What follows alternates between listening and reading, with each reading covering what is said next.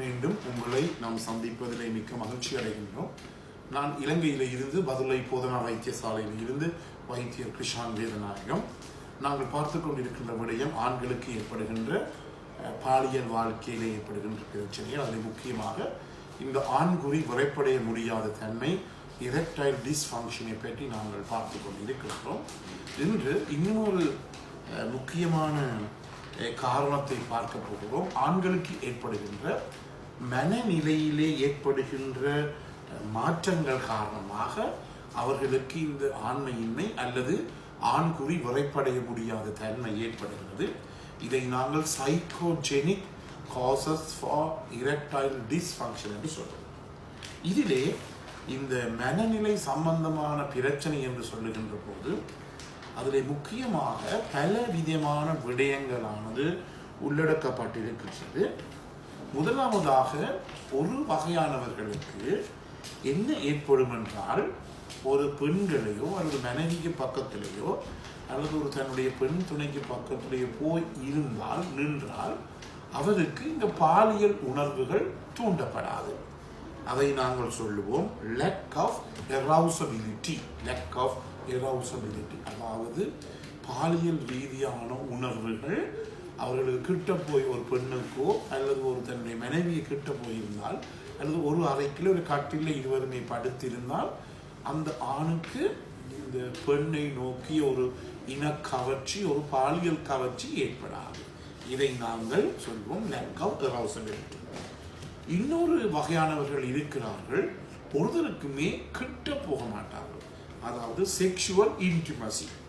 இந்த sexual intimacy என்ற பிரச்சனை உடையவர்களை நான் பார்க்கின்ற போது, ஒரு குடும்பத்திலே சகோதரிகள் 4 சகோதரிகள், ஒரு ஆண் சகோதரம் இருக்கிறார். அந்த ஆண் சகோதரம் திருமணம் முடித்த பிற்பாடு தன்னுடைய மனைவி கிட்ட கொஞ்சம் போக பயப்படுவாங்க. அதாவது சொல்லுவோம் டிசார்டர்ஸ் ஆஃப் செக்ஷுவல் இன்டிமசி என்று சொல்லுவோம். அதாவது மிக நெருங்கி போய் அவரை தொடுவதையோ கிஸ் பண்ணுவதையோ அல்லது முன் விளையாட்டுகள் ஃபோர்ப்ளேயோ செய்வதற்கு அவருக்கு பயமாக இருக்கும், அவருக்கு விருப்பம் இல்லாமல் இருக்கும். இதை நாங்கள் டிசார்டர்ஸ் ஆஃப் செக்ஷுவல் இன்டிமசி என்று சொல்லப்படுகிற போது, ஒரு பெண்ணுடனோ தன்னுடைய மனைவியுடனோ அவர் நெருக்கமாக வருவதற்கு கொஞ்சம் பயப்படுவார், அதற்கு விருப்பமில்லை. நான் முதலிலே சொன்னது போல குடும்பத்திலே எல்லா பெண்களும் இருந்து ஒரு ஆண் மட்டும் இருந்தால் அவர் பெண்களுடன் தான் பழகி இருப்பார், அதனுடைய சகோதரிகளுடன் பழகி இருப்பார். எனவே அவருக்கு கொஞ்சம் அந்த பெண்மையினுடைய குணம் கொஞ்சம் கூடுதலாக இருக்கும். திருப்பி திருமணம் முடித்த பிற்பாடு தன்னுடைய மனைவியுடன் போய் கிட்ட போகின்ற போது அந்த செக்ஷுவல் இன்டிமசி அவருக்கு வராமல் போய்விடும். எனவே இதுவும் இந்த சைக்கோஜெனிக் என்று சொல்லப்படுகிற மன ரீதியான ஒரு பிரச்சனையாகத்தான் இதுவும் இருக்கிறது. இன்னும் ஒரு வகையானவர்கள் இருக்கிறார்கள், அவர்களை நாங்கள் சொல்லுவோம் அதாவது நிலைமைக்கேற்றபடி மாறுபடுபவர்கள், சிச்சுவேஷன் டைப் என்று சொல்லுவோம். இவர்கள் என்ன செய்வார்கள் என்றால், அதாவது ஒரு நாங்கள் சொல்லுவோம் ஒரு sexual work, casual sex work அல்லது ஒரு பாலியல் தொழிலாளியுடன் போய் செக்ஸ் நடவடிக்கைகளை, பாலியல் நடவடிக்கைகளை அவர் மேற்கொள்கின்ற போது ஒழுங்காக இருப்பார். பல பேர் எனக்கு சொல்லி இருக்கிறார்கள், பாலியல் தொழிலாளிகளுடன் ஒழுங்காக இருப்பார், நன்றாக செக்ஸ் பண்ணுவார், ஒரு பிரச்சனையும் இல்லை. விந்து முந்துதல், ப்ரீமேச்சர் எஜாகுலேஷன் அல்லது ஆண்குறி விரைப்படைய முடியாத எரெக்டைல் டிஸ்ஃபங்க்ஷன் ஒன்றும் இல்லை. ஆனால் மனைவியுடன் இருக்கின்ற போது இந்த பிரச்சனை ஏற்படுகிறது. இதை நாங்கள் பார்ட்னர் ரிலேட்டட் ப்ராப்ளம் என்று சொல்லுவோம்.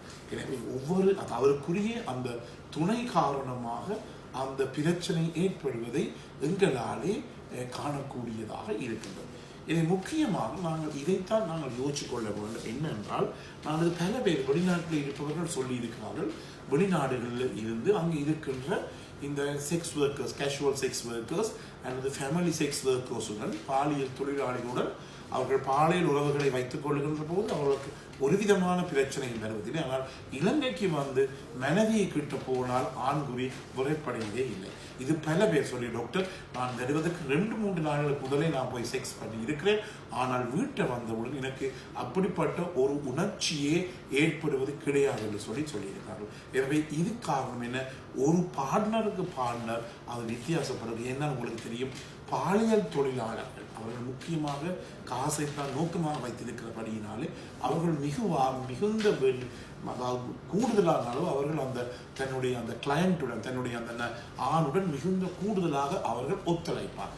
என்ன லெவலுக்கும் போய் அவர் பாலியல் நடவடிக்கைகளை மேற்கொள்வார். ஆனால் அதே பிரச்சனை எங்களை பொறுத்த மட்டும் வீட்டுக்குள்ள வந்து மனைவியுடன் இருக்கின்ற போது அந்த இடத்திலே ஒரு பிரச்சனை வரக்கூடியதாக இருக்கிறது. எனவே இதை நாங்கள் கட்டாயமாக நாங்கள் யோசிச்சு பார்ப்பது மிகவும் முக்கியமான. எனவே அதை நாங்கள் சொல்லுவோம் partner related psychogenic sexual distortion சொல்லுவோம். இன்னொரு பிரச்சனை என்ன இருக்கின்றது என்றால் பெர்ஃபார்மன்ஸ் ரேட். அதாவது என்ன? அதாவது முதல் தரம் அவர் மனைவியுடன் போய் இருக்கிறார், வான்குறி முறைப்படையவில்லை, ஒன்றுமே நடக்கவில்லை.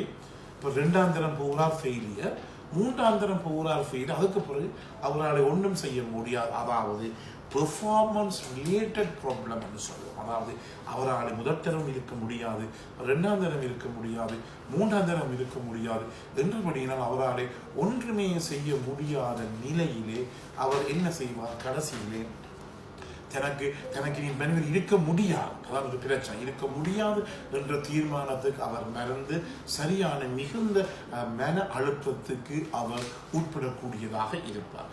எனவேதான் முக்கியமாக நாங்கள் இங்கு கவனிக்க வேண்டியது என்னவென்றால், அதாவது இந்த மனநிலை சம்பந்தமானப்பட்ட பிரச்சனை மிகுந்த நான் நினைக்கின்றேன். என்னை பொறுத்த மட்டுமே நான் சந்தித்த ஆண்களோடு பார்க்கும்போது 195% உடல் சம்பந்தமான பெரிய பிரச்சனை கிடையாது. அவர்களுக்கு மனதில் தான் பிரச்சனை இருந்து அதுதான் அவர்களை அந்த பாலியல் ரீதியான தொடர்புகளை அல்லது செக்ஸை தன்னுடைய மனைவியுடனோ தன் பெண் துணையுடனோ ஒழுங்காக செய்ய முடியாத ஒரு நிலைமை இருக்கிறது. அதே நேரத்திலே மன அழுத்தம். நான் மிகவும் முக்கியமாக சொல்லுவேன், ஒரு நாளும் படுக்கை அறைக்கு நீங்கள் போன்களை கொண்டு போக வேண்டாம்.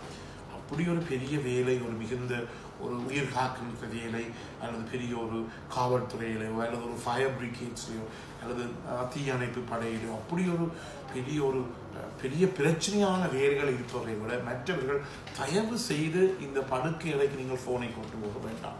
அதே நேரத்தில் படுக்கை அறைக்குள் நீங்கள் நுழைகின்ற போது எல்லா பிரச்சனைகளையுமே நீங்கள் வெளியிலே விட்டு போட்டு தான் நீங்கள் உள்ளுக்கு செல்லணும். உங்களுடைய உங்களுடைய வியாபார நடவடிக்கைகள் ஏற்பட்ட பிரச்சனைகள், அலுவலகங்களை மேலதிகாரம் ஏற்பட்ட பிரச்சனை, அந்த பிரச்சனை இந்த பிரச்சனை, உங்களுடைய தொழிலாளர்கள் ஏற்பட்ட பிரச்சனை எல்லாவற்றையுமே தலைக்கில் போட்டுக்கொண்டு நீங்கள் படுக்கை அறைகள் சென்றீர்களாக இருந்தால் அந்த இடத்திலே அந்த டிஸ்ட்ரெஸ் எனப்படுகின்ற டிஸ்ட்ரெஸ் என்று சொல்லப்படுகிற மன அழுத்தம் அல்லது டிப்ரெஷன், டிஸ்ட்ரெஸ் என்று சொல்லுவோம், மன அழுத்தம் ஏற்பட்டு அதன் காரணமாக உங்களாலே ஒழுங்காக பெர்ஃபார்மன்ஸோ அல்லது உங்களாலே ஒழுங்காக இந்த பாலியல் தொடர்புகளை மேற்கொள்ள முடியாது.